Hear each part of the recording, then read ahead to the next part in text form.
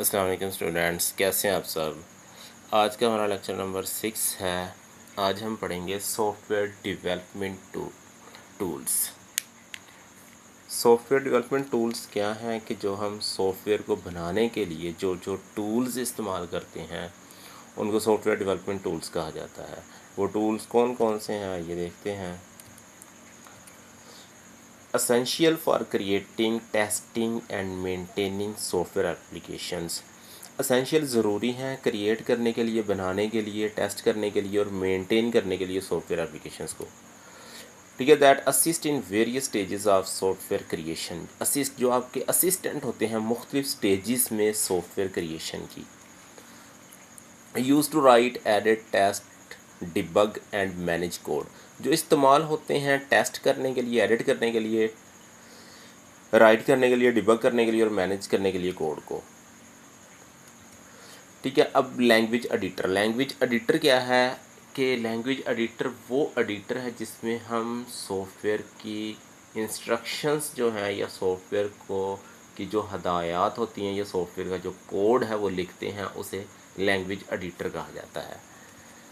ठीक है, also known as code editor, जिसे कोड एडिटर भी कहा जाता है। Help developers write and edit code. Developer की जो मदद करते हैं लिखने के लिए और एडिट करने के लिए कोड को इन डिफरेंट प्रोग्रामिंग लैंग्वेजेस, मुख्तलिफ प्रोग्रामिंग लैंग्वेजेस में। Language editor is to provide a user friendly interface. ये एडिटर जो है वो यूज़र को एक यूज़र फ्रेंडली इंटरफेस प्रोवाइड करते हैं फॉर राइटिंग कोड। इंटरफेस कहते हैं शक्ल को। जैसे आपके सामने ये स्क्रीन नज़र आ रही है तो ये एक इंटरफेस है। इसी तरह जहाँ पे आपने कोड लिखना है उसके इंटरफेस को, उस विंडो को इंटरफेस कहा जाता है। उसके बाद है टाइप्स ऑफ लैंग्वेज एडिटर।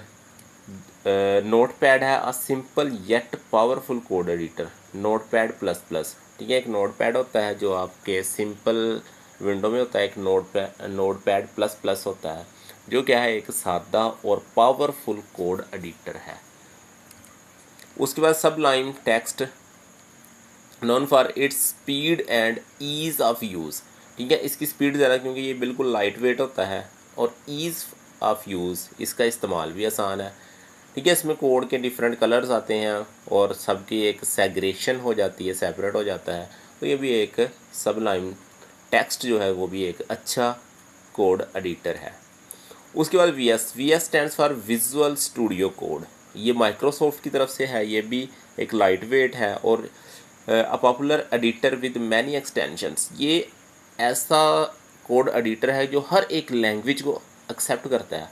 हर एक लैंग्वेज की आप अलग से एक्सटेंशन ऐड करके इस कोड को इस्तेमाल कर सकते हैं। अब एक्सटेंशन क्या है? एक्सटेंशन है कि अलग से इसकी एक फ़ाइल होती है, फ़ाइल कह लें या प्लगइन होता है, उसको इंस्टॉल करके उसकी सारी की सारी इंस्ट्रक्शन जो है, उसकी हेडर फाइल्स हैं या लाइब्रेरी फाइल्स हैं, वो आपके वी एस कोड में ऐड हो जाती हैं और आप उसको इस्तेमाल करते हैं। उसके बाद है ट्रांसलेटर्स। ट्रांसलेटर्स जैसे नाम से ही ज़ाहिर है, ट्रांसलेटर कहते हैं तर्जमान को, जो तर्जमा करता है। अब अगर आप कंप्यूटर की लैंग्वेज को देखें तो दो तरह की होती हैं, एक हाई लेवल, एक लो लेवल। जो हाई लेवल है वो इंसान के समझने के लिए आसान होती हैं और लो लेवल कंप्यूटर के समझने के लिए आसान होती हैं। अब हाई लेवल को लो लेवल में कन्वर्ट करता है ट्रांसलेटर। ठीक है, जब वो लो लेवल में होगी तो वो कंप्यूटर की अपनी ज़बान होती है, कंप्यूटर उसको समझ लेता है। ठीक है, convert code written in one programming language into another language. One programming language जैसे आपको बताया कि हाई लेवल लैंग्वेज को लो लेवल लैंग्वेज में कन्वर्ट करता है। Translators convert high level programming language like Python. ठीक है, आगे हम चैप्टर नंबर 2 में पाइथन पढ़ेंगे। Into machine language binary code that computer can execute. ठीक है, बाइनरी कोड वो कोड होता है 0-1 की फॉर्म में होता है और कंप्यूटर इसको डायरेक्टली समझता है और इसको डायरेक्टली वो एग्जीक्यूट करता है। ट्रांसलेटर जैसे आपको बता दिया, तुम्हारे पास एक हाई लेवल लैंग्वेज होती है, हाई लेवल लैंग्वेज को ये कन्वर्ट करता है ट्रांसलेटर्स। ठीक है, ट्रांसलेटर हाई लेवल लैंग्वेज को कन्वर्ट करते हैं किसमें? मशीन लैंग्वेज में या लो लेवल लैंग्वेज में।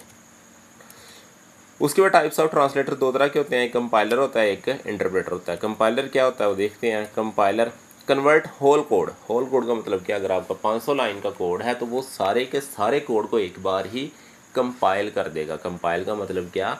हाई लेवल लैंग्वेज को लो लेवल लैंग्वेज में कन्वर्ट करना। जो हाई लेवल लैंग्वेज का कोड होता है उसे सोर्स कोड कहते हैं, जो लो लेवल में कन्वर्ट हो जाए उसे ऑब्जेक्ट कोड कहते हैं। ठीक है, क्रिएट ऑब्जेक्ट कोड। ठीक है, जब उसने सारी की सारी फाइल को रीड किया और उसको एज अ होल यानी कि कंप्लीट तौर पे उसने कन्वर्ट कर दिया तो उसकी एक फ़ाइल बन गई, तो वो क्या होगा, आपका ऑब्जेक्ट कोड होगा। Find all errors and display. ठीक है, पूरे कोड में जितनी भी गलतियाँ होंगी उन सारी गलतियों को ये तलाश करेगा और डिस्प्ले करवा देगा। ठीक है, convert code efficiently and fastly. अब क्योंकि ये क्या कर रहा है कि पूरे कोड को रीड कर रहा है और उसकी रिज़ल्ट आपके सामने डिस्प्ले करवा रहा है, तो इसलिए इसकी जो एफिशिएंटली है वो फास्टली होती है।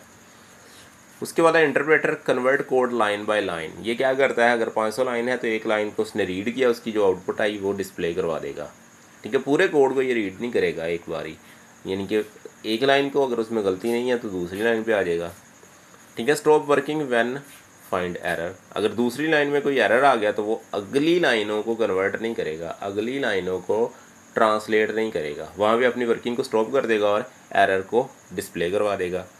अब जब ये अपनी वर्किंग को आगे कंटिन्यू नहीं करता तो इसका मतलब ये ऑब्जेक्ट कोड भी क्रिएट नहीं कर रहा, क्योंकि सारी की सारी वर्किंग करेगा तो ऑब्जेक्ट कोड क्रिएट करेगा ना। तो जहाँ पे गलती उसको नज़र आई वहाँ पे उसने अपनी वर्किंग को स्टॉप कर दिया। ठीक है, do not create object code. उसके बाद efficient for detecting error immediately. मसलन आपने 5 लाइनें लिखी तो उसको इंटरप्रेटर के साथ आप टेस्ट कर सकते हैं कि क्या इसमें कोई गलती तो नहीं है। और कंपाइलर क्या करता है, पूरे का पूरा कोड लिखेंगे तो कंपाइलर उसको कंपाइल करेगा। तो इंटरप्रेटर का हमें ये फ़ायदा होता है कि हम थोड़ा सा कोड लिख के उसको इंटरप्रेट कर लेते हैं तो वो हमें गलती बता देता है। उसके बाद है डिबगर। डिबगर्स पहले भी हमने डिस्कस किया है। बग कहते हैं एरर्स को और डिबगिंग कहते हैं एरर्स को तलाश करने का प्रोसेस, तलाश करने का और उसको हल करने का प्रोसेस है। अब डिबगर्स क्या हैं, ये हमारे छोटे से सॉफ्टवेयर होंगे जो हेल्प करेंगे डेवलपर की find and fix errors bugs in their code. ठीक है, allow developers to test their code. Developer को ये इजाज़त देंगे कि वो उस कोड को टेस्ट कर सके। एग्जाम्पल है जैसे visual studio debugger integrated with visual studio IDE, visual studio VS code जो पीछे हमने पढ़ा, IDE आगे हम पढ़ेंगे। IDE क्या होता है, इंटीग्रेटेड का मतलब क्या है कि उसके साथ ये मुंसलिक होता है। उसके बाद इंटीग्रेटेड डेवलपमेंट एनवायरनमेंट IDEs। ठीक है, सॉफ्टवेयर टूल किट। IDEs क्या है, एक टूल किट है that provide all the tools needed for software development in one place. Software tool kit है जो प्रोवाइड आपको मुहैया करती है ऑल द टूल्स, तमाम टूल्स नीडेड फॉर सॉफ्टवेयर, जो सॉफ्टवेयर को जिनकी ज़रूरत होती है डेवलपमेंट की, इन वन प्लेस, एक जगह पे, यानी कि एक ही जगह पे आपको ये सारे के सारे टूल्स प्रोवाइड कर देता है जो आप सॉफ्टवेयर को डेवलप करने के लिए इस्तेमाल करते हैं। Provide various development tool like editors, ये मुख्तलिफ़ किस्म के डेवलपमेंट टूल्स प्रोवाइड करता है, जैसे एडिटर है, कंपाइलर है, डिबगर है एंड वर्जन कंट्रोल सिस्टम।